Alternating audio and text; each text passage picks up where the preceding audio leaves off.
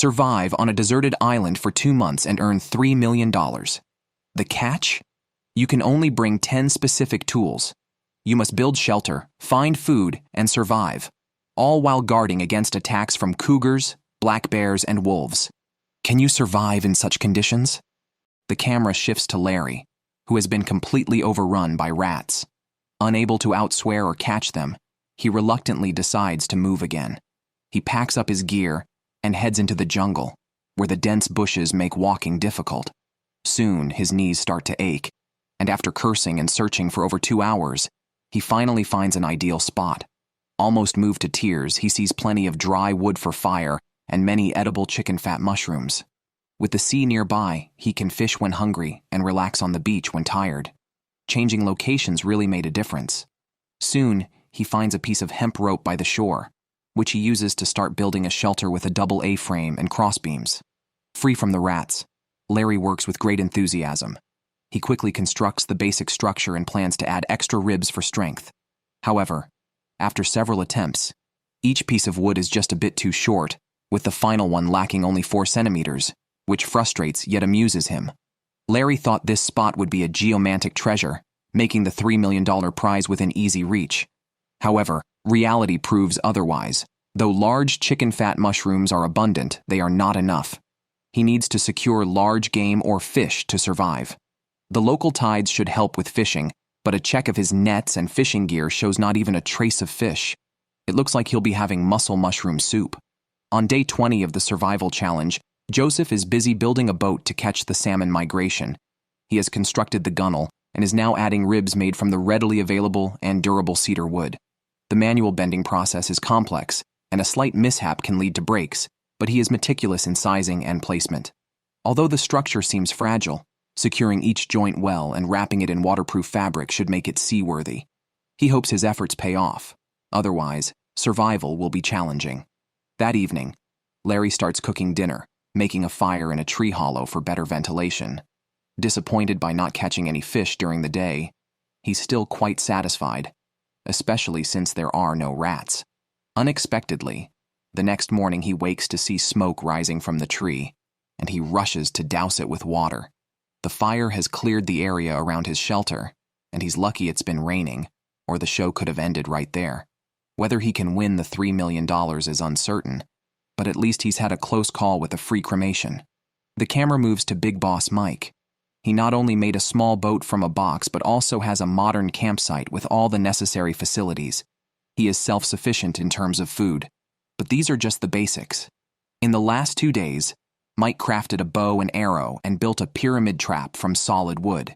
Now he is developing on land, sea, and air. After satisfying material needs, he focuses on mental aspects. For this, Mike decides to create a board game. He carves 2 dice with a knife, then collects stones and shells for game pieces. While playing, he passionately comments on the game. When hungry, he eats seaweed sashimi. When tired, he plays bowling on the beach. The survival show turns into a vacation for him. His only regret is the lack of companionship, making him feel empty and miss his wife. The camera then switches to Randy. Recently, he too has struggled with loneliness. To alleviate this, he decides to build a sauna. He starts by planting cedar sticks in the ground to form a circle, bends the tops to secure them together, and then covers it with a waterproof fabric held down by stones. With the dome-shaped sauna complete, he heats stones until they are scorching, then pours water over them to create steam. Once everything is ready, Randy steps inside to enjoy. If not for his enchanting singing, one might worry he'd die of comfort inside. Allegedly, this is a native method of spiritual cleansing. After the sauna, he feels transcended, as if his soul had left his body. The scene shifts to David, who is utterly bewildered by hunger. He's been supported solely by his willpower, having not eaten for 4 days. Today, putting on socks took him 20 minutes. He must find food today, despite the rough seas, and tries very hard to show it. After 20 days of empty fishing nets, he places his hopes on a fishing rod, but after a long time, he catches nothing and reluctantly returns to camp to rest. Justin is in an even worse situation, having experienced a wilderness waterbed. The water isn't from the sea or self-produced, but because his shelter is built on a swamp. The pit he used for making fire can now breed fish, and his down sleeping bag is completely wet. With an innocent look, he curses as he removes everything soaked. Seeing his shelter turned into a water room makes Justin furious, yet he can't dry his damp sleeping bag. Without the sleeping bag to keep warm at night, he might not make it through the day. To solve this, he comes up with a good idea. He goes to the kitchen and roasts the outer layer by the campfire, while the inner layer is dried using his body heat. Now, his challenge is not only survival, but also suppressing the desire to quit. On day 21 of the survival challenge, the crew's speedboat is approaching fast. It seems someone can't continue and wants to quit. I thought it might be Randy or Justin, but surprisingly, it's Big Boss Mike. His withdrawal is unexpected. Living in a well-equipped modern campsite and occasionally enjoying seafood feasts, it's hard to understand why he would quit. Mike's reason is that he misses his wife. Having been away so long, she must be suffering. Before she learns of his quitting, he plans to arrange a surprise for her. With Mike's regrettable withdrawal, 6 contestants remain on the island. David, driven by unbearable hunger, finally resorts to eating mussels. Overeating could be lethal, but David is too hungry to care and takes the risk. Although tasty, the mussels provide little relief from his hunger. His hopes now rest on the fishing net, which is nearing completion. David imagines hearing the sound of fish splashing as he finishes making the net. He hurriedly heads to the shore to cast it, doubling the nets and weighting the bottom with stones to improve accuracy, using minced meat as bait. If this doesn't work, he might as well pack up and go home. The scene shifts to Justin. Since his shelter turned into a water room, he can't afford to waste time. If he doesn't act soon, the $1 million prize will slip away. Hoping the fishing net might catch some fish, he checks it only to find it empty. He decides to convert the fishing net back into a hammock. Though it reduces his food options, at least he'll have a decent sleep. Justin considered moving, but with no food found recently, he lacks the energy to build anew. Back at the shelter, he secures the hammock and tests it. It works well despite the strong, fishy smell. The next morning, Justin starts to wander again. In memory of a fallen comrade, he plans to climb the mountain behind him, hoping it will inspire him to keep going. He prepares thoroughly for the climb, carrying extra water since there's no food. However, due to low atmospheric pressure on the island, he struggles to boil water. Just as the water shows signs of boiling, he accidentally knocks over the pot. Frustrated, he curses at the camera. At this point, Randy's morale also collapses. He thought a sauna might improve his mood, but he still can't find a reason to continue, struggling with the thought of giving up a $3 million prize. After much hesitation, he finally makes the call to quit. This outcome might have been anticipated, but considering he lost his fire starter and still lasted this long is commendable. If he had focused on sourcing food from the water initially, he might have lasted longer. Unfortunately, he concentrated on land-based resources. After Randy's departure, only 5 contestants remain, marking the intense final phase of the challenge. Today, Nicole went to check the fishing net at the beach and unexpectedly encountered a black bear waiting nearby. In previous seasons, contestants might have already taken action, but Nicole, who didn't bring a bow and arrow, preferred to eat grass for 2 months to make it to the end. Moreover, the bear was a male, and any misstep could have been dangerous. Fortunately, the bear, a good family man, was just looking for food. After circling the net and finding no fish, he walked towards Nicole. He seemed to say, "Sister, your net has no fish either. Why not come over to my place?" Nicole was so scared her heart almost jumped out, fearing a surprise attack at night. However, after a peaceful night, Nicole came early the next morning to collect the net and saw a dog salmon hanging on it. The resources here are truly excellent. Since bears could intercept her at any time, she quickly processed the fish and returned to camp for breakfast. Lately, Nicole has been catching big fish daily and got tired of it, so she decided to pick some wild vegetables for a change. To avoid encountering the bear, she made noise while walking. Suddenly, she stopped. It was remains left by the bear, a delicacy for others, but Nicole was fed up with fish. She walked towards the stream and was startled to see a large number of dog salmon spawning. It was a direct hit into the salmon's den. If she had caught and smoked the fish, winning the $3 million would have been easy. However, Nicole didn't even look and focused on finding grass. As a botany expert, she quickly found plants with antibacterial and anti-inflammatory properties that could also remove body odor. Nearby, she found plantain, which tastes similar to spinach, ensuring she had greens for dinner. On the 22nd day of the survival challenge, Joseph finally finished the keel of his boat. Next, he needed to cover it.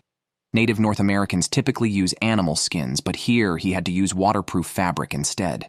A few days ago, he found a sea lion bone which became flexible after soaking. It was perfect for making a bone needle, making sewing the boat's skin much easier. After careful crafting, the basic shape of the bone needle was done. Next, he kept sharpening it to make it sharp. To prevent the boat's fabric from being cut during collisions, Joseph specially added bumpers to the boat. His needlework was indeed impressive. As for how the boat performs once in the water, it might very well capsize. The scene shifts to David. Even though he has 2 nets set up, he hasn't caught a single fish so far. Hunger and loneliness are nearly driving him mad. He even made his handsaw feel like a lightsaber. When it was finally time to check the nets, both were still curled up with nothing but seaweed. But nature's gifts didn't stop there. It also brought him a half-ton yellow cedar tree. If it accidentally hit the net, all his efforts would have been in vain. Moving it by hand was unrealistic, so he had to rely on the tide. David tied it up with a rope, only to see another drift over soon after. It seems he was in for a struggle with the logs today. The camera moves to Justin. Didn't he say he was going to climb a mountain yesterday? Surprisingly, he really started his perilous journey. The jungle's slipperiness and dense bushes made walking extremely difficult. Despite his caution, he still fell hard. After getting up, he felt his knee pain, which would likely swell soon. But as a veteran, this pain couldn't defeat him. When he reached about 300 meters altitude, the area was full of slippery rocks and moss. A slight misstep could have been disastrous, but he successfully reached the summit without mishap. Overwhelmed by the distant views, he said this was not only to honor fallen comrades, but also to inspire those at their lowest. He hoped they wouldn't give up and face the difficulties, for the most beautiful views lie ahead. One might think Justin would quit after descending, but he started relocating his shelter instead. It must be said, this guy is really resilient. At this point, he seemed unstoppable, as if he had taken nitrogen. Even a few more days without food wouldn't be a problem. After dismantling the entire shelter, he carried the logs to the new campsite. To save time, he decided to build a lean-to. Its triangular structure was not only sturdy but also labor-saving. Once the shelter's frame was done, he eagerly tied the hammock to the beam. Now, he didn't have to worry about flooding. Lying in it, he tested it out, and it wasn't bad. If he could find food next, he should be able to hold on for a while. On the 23rd day of the challenge, David checked his nets again. His mood was as tangled as his nets. If he hadn't considered that he was a pastor, he would have been cursing loudly. Once his emotions settled, he could only take the nets back to camp for repairs. After all, this was his only hope for survival. David admitted he had never handled nets before and had learned much from previous shows. He couldn't understand why fishing was so easy for others, and why his attempt at copying them was so difficult. Another contestant might have broken down by now, but David's attitude remained positive. After working most of the day, the net was finally repaired. David set it back in its original place, hoping to catch a big fish next time. Otherwise, he might not last much longer. The camera turns to Nicole. Her fishing nets almost never fail. Today, she caught a big mahi-mahi. It's like comparing products. Some just have to be thrown away. It's like comparing people. Some just have to be outdone. Perhaps because she ate too much fish recently, Nicole decided to release this one. Seeing this, I really wanted to go up to her. A survival show, and she's releasing fish. David would probably be furious if he knew. Just yesterday, she ignored a big fish, and today she threw back one he had caught. Does this woman have minds at home? On day 24 of the survival challenge, David's worst fear happened. A huge driftwood hit his fishing net. He had just repaired it yesterday, and today it was sacrificed again. After more than 20 days without catching a fish, David couldn't hold back his tears. At that moment, he really wanted to pack up and go home. But thinking of his 3 children at home, he couldn't give up this precious opportunity. He made a resolution to not withdraw no matter what unless the show team persuaded him. Hopefully, David can turn things around. A month passed in a blink of an eye. Joseph's small boat was finally built. Due to the weak hull, it was named Delicate. As the saying goes, you'll know whether it's a mule or a horse when you take it out for a walk. If the small boat can sail smoothly and fish to prevent hypothermia from falling into the water, Joseph wore a life jacket before getting into the water. Next was the long-awaited trial sailing. Unexpectedly, as soon as he got into the water, the boat was terribly shaky. He barely paddled a few strokes and almost capsized. It was too shaky. Joseph hurriedly paddled back to shore. It seems he really needs to install an external support. Hopefully, he can find suitable materials on the island. Otherwise, he might really miss the salmon migration. The camera moves to Larry. His situation isn't optimistic either. He thought changing camps would be smooth sailing. Instead, his fishing nets and fishing gear caught no fish. More infuriatingly, the rats came looking for him again, and almost added black goji berries to his pot. Fortunately, they haven't disrupted his sleep yet. Otherwise, he would have to move again. So, he decided to set some traps to punish them. Although there wasn't much meat, it was still better than eating grass. This was Larry's first time making traps. It took him over 2 hours to set it up. A classic 4-character trigger structure held up a rock with some periwinkle meat underneath as bait. If a rat came, it would instantly become rat slices. Everything was ready. However, reality slapped him in the face. When he checked the trap again, although it was triggered, there wasn't even a hair under the rock, and the bait was eaten clean. This time, Larry was unusually calm, silently replacing it with a bigger and heavier rock. It seems like the irritable brother was getting serious this time. After resetting the trap, he harshly hoped to drink some brain juice tonight. As night fell, Larry was just about to go to sleep when he heard the sound of the rat trap being triggered. Larry quickly grabbed his spear and rushed over.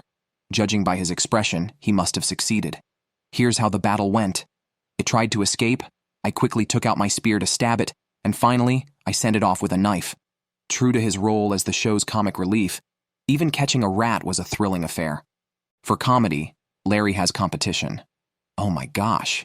It turns out David was scaring a mink because it had a large eel in its mouth. He thought yelling would make it drop the eel, but a mink isn't as foolish as that. As the season's most resilient contestant, he's eaten almost everything edible on the beach. Today, he had no choice but to eat some large seaweed. Though it contains some protein, it's hard on the stomach. It's best to chop and cook it for safety.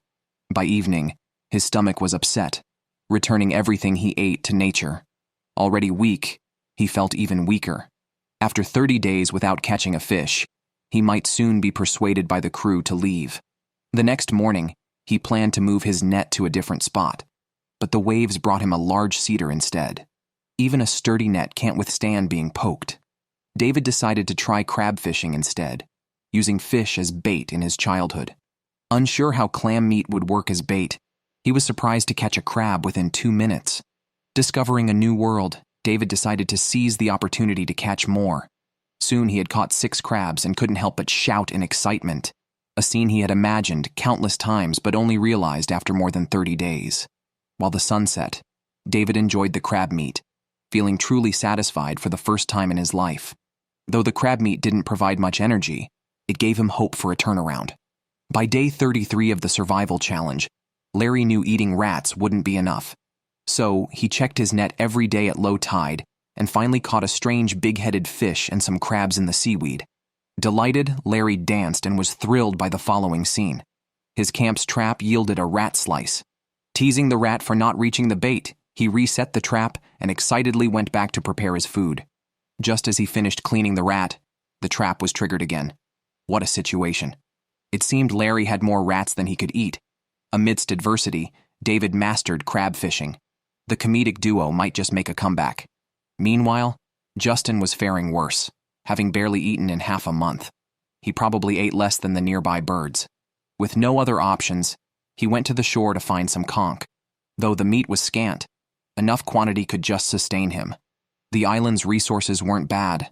Laziness shouldn't lead to starvation.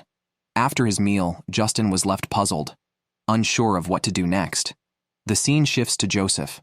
His boat's trial run had failed. He had been busy adding an external bracket for the past few days. The plastic bottles he had picked up came in handy. He needed one more piece of floating debris to relaunch the boat, but despite searching the beach, he found nothing. Just as he was about to give up, he finally discovered an abandoned buoy and even got a bundle of rope with it. Joseph quickly moved the boat back to the previous bay, took out the external bracket, and started securing it with the rope. Joseph believed there were big fish in the valley, even though it was 3 kilometers away. But for a chance at 3 million, he had to take the risk. After fixing the external bracket, an exciting moment arrived. The addition of the bracket indeed stabilized the boat. Thinking of the feast soon to come, Joseph rowed with increasing vigor. However, just as he reached the middle of the water, he felt a chill on his seat. Looking down, he saw that the boat was taking on water. The boat, aptly named Delicate, lived up to its reputation. Without saying more, he hurried back. Fortunately, he reached the shore before the boat could sink. After a thorough inspection, he found a small hole at the edge.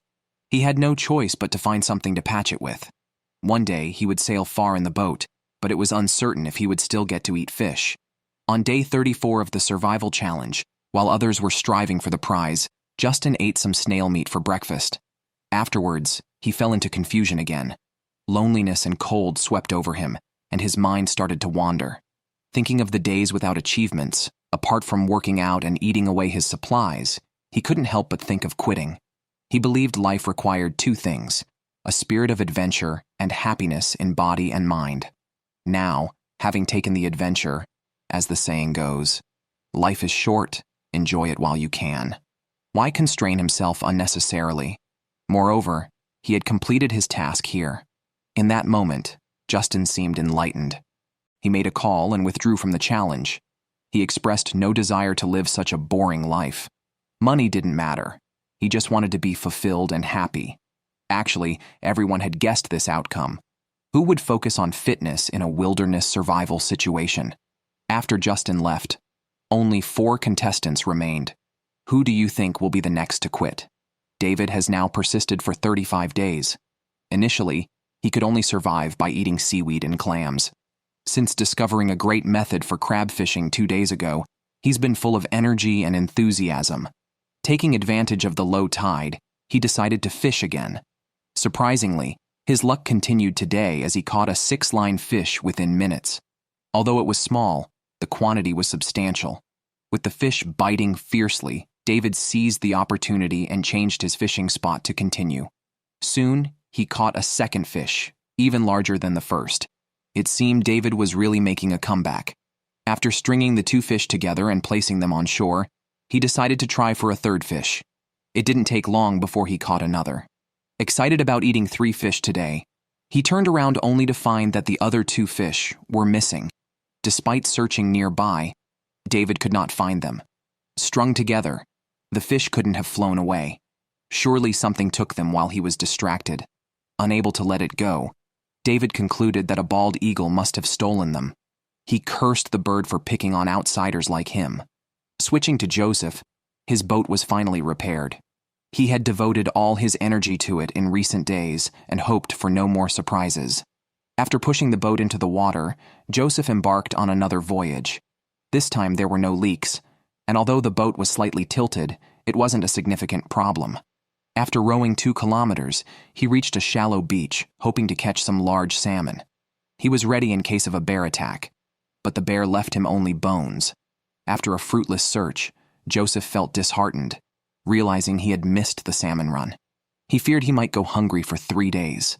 Back to David, he was still upset about losing the fish, but thought of the potential big catch in the water. Eagerly, he went to the shore to prepare. Typically, fish heads are excellent bait, but he was short on resources and managed to get a small fish. By chance, this turned out to be a blessing in disguise. To be safe, David decided to fish for another, planning to use one as bait and keep the other for himself. Soon, he caught a second fish. After preparing one and attaching it to the hook, he anticipated a great performance and cast it into the water. However, he exclaimed, "Where's my hook?" David tried to retrieve it while the sea was calm, but he slipped and nearly fell in. With the water temperature around 10 degrees Celsius, this would not be a problem for a younger person, but at his age, it was risky.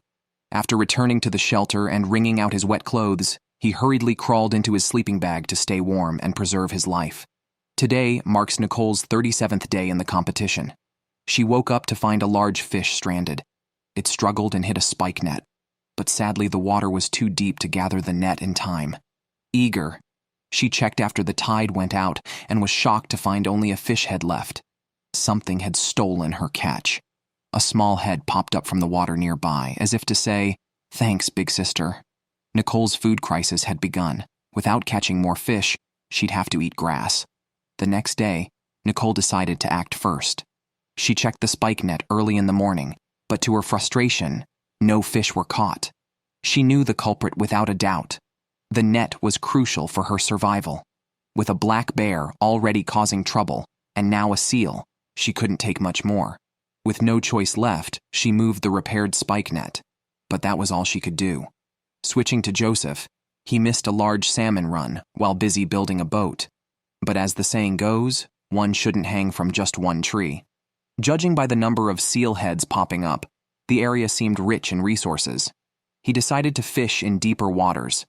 During his time with the Inuit, he learned to make a special fishing rod, typically using antlers and bone, though Joseph used wood.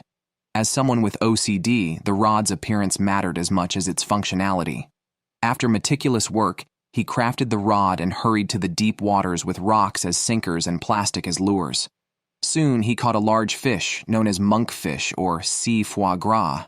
Relieved, Joseph looked forward to a hearty meal after more than 30 days. Meanwhile, Larry felt bored without the nuisance of mice. To avoid loneliness, he kept busy and decided to make a wooden spoon today. Although it seemed unwise to focus on such tasks when food was scarce, survival isn't just about eating. Mental challenges are crucial too. After a busy day and narration, he successfully made a large wooden spoon, tested it, and cooked a pot of green hat clam soup, enjoying his meal. During this time, Nicole, unable to catch even a hare with her spike net, had to gather shellfish to survive. Today's check still showed no catch, so she boldly considered targeting a black bear, hoping to find a fish it had overlooked. With a sense of smell 7 times stronger than a detection dog, she made noise while walking to avoid encountering them.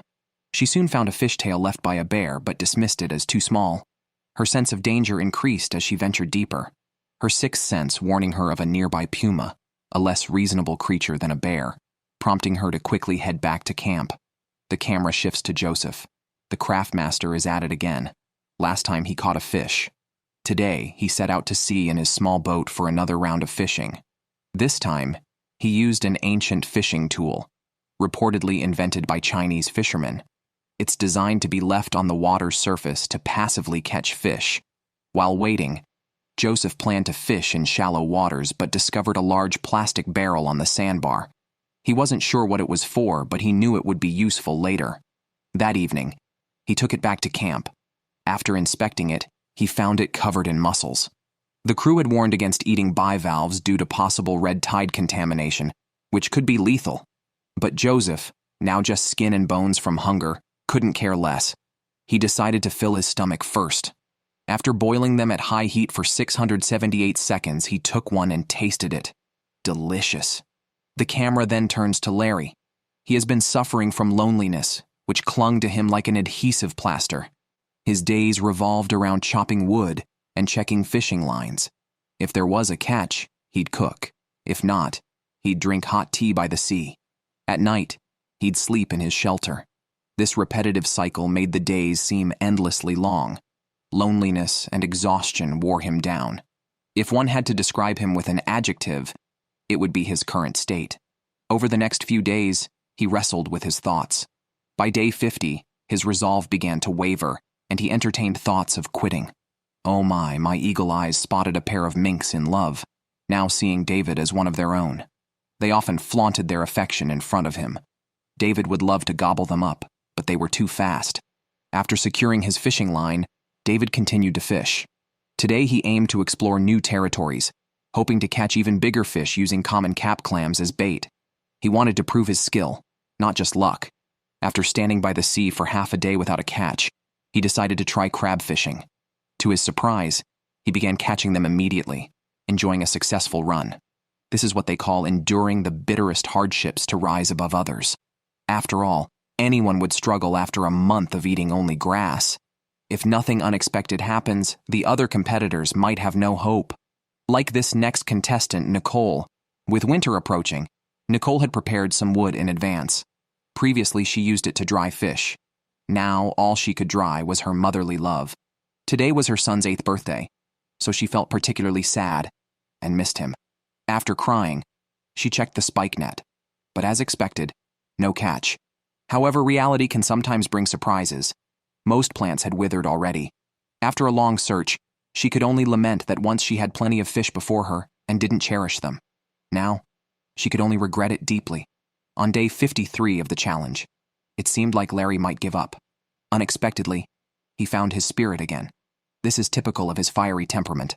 As the weather grew colder, Larry longed for his wife.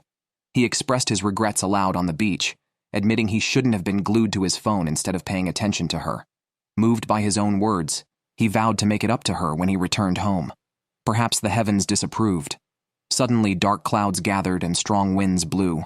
Larry worried about getting struck by lightning as hail began to fall. He was relieved that his shelter held up and voiced concern for the other contestants. Though secretly, he hoped they would drop out sooner. To combat the cold, David started preparing early in the morning, but soon his hands were numb with cold. He had to crawl into his sleeping bag to stay warm. Ice crackled outside. The contestants were famished. They generally lacked foresight in storing food, and it seemed likely the competition would end before winter.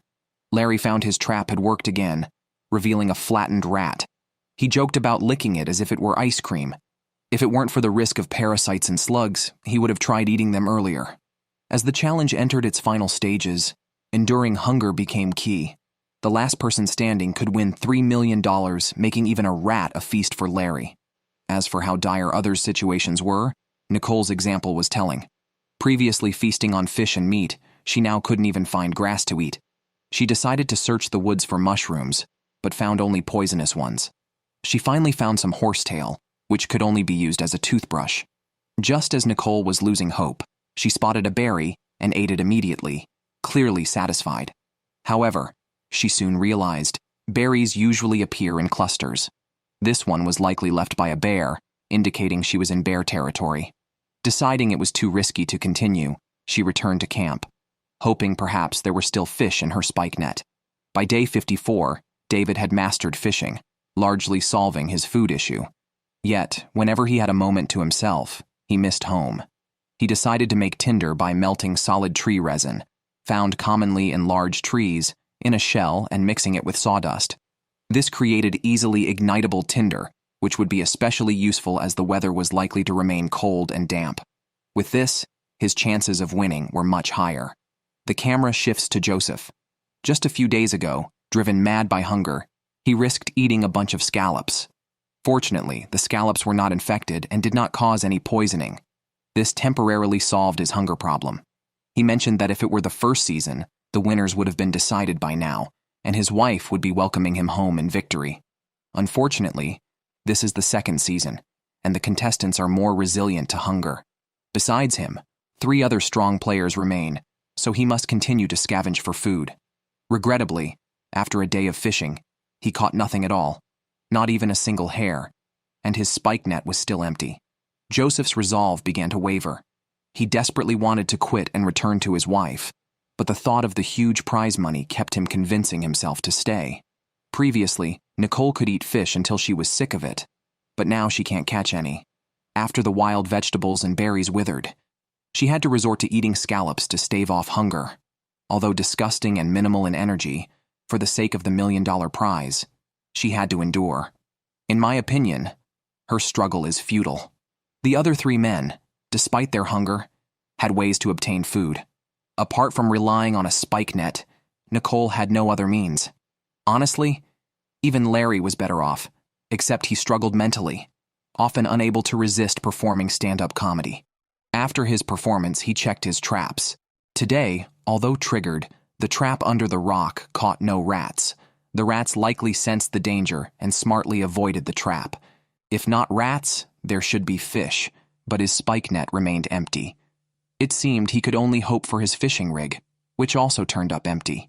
As the weather cooled, the fish moved to deeper waters, rendering the spike net nearly useless. After 2 months, very few fish were caught. Larry regretted bringing a spike net to the competition. Now, there wasn't much left to eat, and he had to ration his fishing bait strictly to avoid collapsing from hunger. Joseph was in this dire state, enviously watching the carefree seals. He said if the island had plenty of food and women, he would consider building a tribe here. Unfortunately, even fishing was becoming a struggle for him. He had to check his spike net for any catch. Luckily, today finally brought some fish. Joseph swiftly dispatched them in a physical frenzy. Although the 2 fish were not large, in the late stages of the challenge, they could sustain Joseph for several days. More importantly, he wanted to stop being financially dependent on his wife. He had to win this challenge and take home the $1 million prize to restore his pride as a man. Survival challenge reaches day 57. The crew's boat approaches from the water. Undoubtedly, a contestant has given up. Everyone probably guesses it's Nicole, the fish queen. She missed her son too much at home. She enjoyed the environment here, but her son hasn't seen her for 2 months. She didn't want to miss out on family for $3 million. I totally understand after hearing her out. True friends understand without saying everything, even though it's clear why she withdrew. As a woman, her endurance is respectable. After the only female contestant withdrew, only 3 challengers remain. Since mastering fishing, David rarely eats grass for hunger. Even if he catches no fish, he can catch crabs, making him currently the wealthiest contestant. After changing fishing spots a few times, his line finally shows movement. David excitedly lands a fish and boasts about his catch. "My dinner tonight." Catching such a big fish late in the challenge is a nightmare for the other contestants. As long as David keeps his composure, winning the $3 million is certain. Seeing there's still time, David decides to try fishing a bit more. Surprisingly, the second fish follows quickly. I wouldn't believe it if he said he had no special advantage. Back at camp, he strips the fish completely, quickly cooks it, enjoying meat for the first time in over 50 days, sadly, with no one to share it. Feeling a bit lonely. Survival challenge reaches day 58. Joseph planned to fish at sea, but due to strong winds and potential rain, he stays at camp eating his last stored food. Once the rain stops, he searches for food. Joseph's net uses a pulley system, allowing him to continue fishing when others cannot. Sadly, today he catches nothing and the anchor holding his net is pulled up. With the tide too high during the new and full moon, he can't fix it and must wait for low tide, meaning he'll run out of food. He decides to risk fixing it by boat. Back to David, after fitting a tree with socks, he resumes his confident fishing. He claims he always catches fish when he casts, and proves it with his actions. After catching the first fish, the second quickly follows, but it escapes due to a poor hooking. However, this barely affects him. He's survived on grass before and is more stable now. The camera turns to Larry, who's nearly starved silly lately, dreaming of nothing but eating. He keeps himself busy by chopping wood, eventually breaking down. After enduring 2 months, the environment worsens. The waves not only ruin his fishing gear, but his nets also fail to catch fish. Previously, when rats bothered him, he occasionally ate rat meat. Now all he has is dry wood. While others survive in the wilderness, Larry seeks divine intervention in his desperation. David is starkly different. Despite hunger, he never loses hope and insists on fishing by the sea every day. Although downhearted and frail, he strives for the $1 million prize. Besides gathering dry wood and tinder, his patience usually pays off. Just as David is about to reel in a fish, he exclaims, "Oh, my knee! It hurts." The fish escapes and he injures his knee. Normally it wouldn't be a big deal, but at 50, any minor pain feels magnified. Withdrawing now would be a major loss. The scene shifts to Larry, who decides to give up. He plans to burn all his wood and finish his clams to quit the challenge. As a worker from the lower economic layers, he hoped to win the substantial prize, but 2 months of suffering have broken him. If only he could get some clear weather, he'd call to withdraw immediately. Unfortunately, it's been consistently rainy and humid, which frustrates his temperamental nature. Reluctantly, he starts foraging again. Perhaps if other contestants consider quitting, surviving another day might secure him the win. This isn't a bad plan, as Joseph is also struggling. Joseph's fishing net anchor was pulled up. Waiting for the tide to fix it could starve him, So he creates a new anchor using collected foam as a buoy tied to a large stone, effectively stabilizing his net. His delicately built boat, crucial today, unexpectedly capsizes. Hearing the water splash, I was truly worried for him. Luckily, he resurfaces unharmed within seconds and immediately presses the rescue button. The cold could soon cause hypothermia, risking his life, let alone the $3 million prize. Once energetic, Joseph now appears exhausted and ashamed, continuously apologizing to his family on camera. He believes he could survive much longer, even with hunger and loneliness, but he no longer has dry clothes. His significant weight loss is evident from his belt. In conclusion, whatever the reasons, enduring this long is commendable. If not for the energy spent on building the boat, Joseph might have had a chance at victory. With Joseph gone, only Larry and David remain for the ultimate showdown. Today is day 60 of the challenge. Larry is utterly starved, yet the prize money keeps him from quitting. Desperate to survive, he makes a new fishing device using his last 4 hooks, foam, and a stone to throw in the water, hoping for a catch. Besides fish, he plans to trap birds using old fishing nets placed on the highest mountain with some bait. Whatever he catches will help him last a bit longer. On day 61 of the challenge, David, who had injured his knee while fishing, had been recuperating in his shelter. He was uncertain whether he would heal or starve first. Reflecting on his experiences, he remembered the early days of the competition when he was the most miserable contestant, going hungry for 9 out of every 3 days. Fortunately, he didn't give up easily. After enduring a tough month, his luck turned, and he managed to survive on crabs and fish. He faced several life-threatening moments, but this was the crucial one. If he could outlast Larry, he would be the champion. Otherwise, the $3 million would go to Larry. Larry, too, had a tough time. From the start, he was the first to curse, yet he always tasted despair amidst hope. He also experienced days of starving every 3 days, but ironically, only he was favored by the rats. After moving several times without success, it was finally rat meat that saved him from dropping out due to hunger. He managed to hang on through numerous breakdowns, not knowing how much longer he would stay, but he sensed the end was near. By day 64, Larry had failed to catch any fish or birds. After taking a deep breath, he continued to persevere. Both were fighting till their last breath until the crew's boat sped towards them. Ultimately, someone couldn't hold on any longer. The camera showed Larry, who had given his all, both mentally and physically.